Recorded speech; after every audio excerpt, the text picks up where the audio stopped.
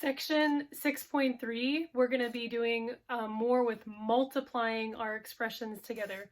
So the first video for 6.3, we'll be learning how to multiply a monomial, or a term that's just one term, an expression that's just one term, and multiplying it by either a binomial or a trinomial or perhaps even a polynomial. So we're multiplying a monomial by a bigger expression, an expression with more terms in it. So whenever we're dealing with expressions like this, when we hear the term multiply, we want to think distributing or distribution.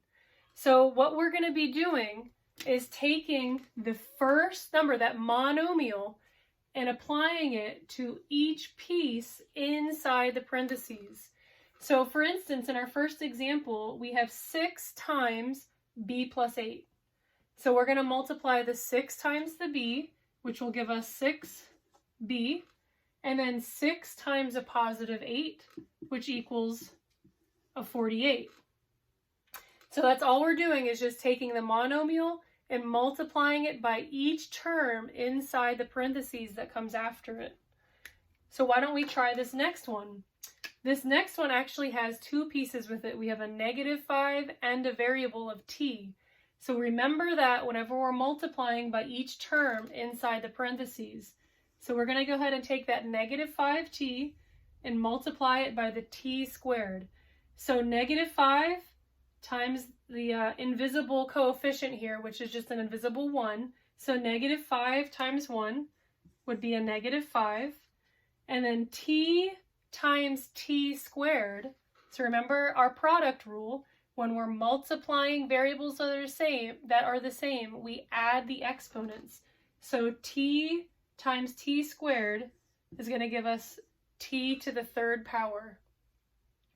Now we need to distribute that -5t to the middle term. So -5 times a positive 3 will be a -15. And then t times t would be t squared. And then our last distribution, -5t times a -18. So again, you'll be able to use your calculators. I don't have a calculator right here. So 18 times 5, that's going to be 40. So that's going to give me 90. So -5 times a -18 is going to be a positive 90, because remember, a negative times a negative is going to equal a positive. And then we had a t here, so t times just 1 would just be t. So after we distributed this -5t to each term inside the parentheses, this would be the product that we come up with. So again, all we're doing is taking the monomial out front and distributing it, multiplying it by each term inside the parentheses. Our last example is has a 9r cubed, or 9r to the 3rd power out front. So 9, we're going to take this and again distribute it to each term inside the parentheses that comes after it. So 9 times our invisible 1 right here would be 9. And then we have to do the r cubed times the r squared. So when the variables are the same, we add the exponents. 3 plus 2 equals 5. So now let's distribute this 9r cubed to the middle term.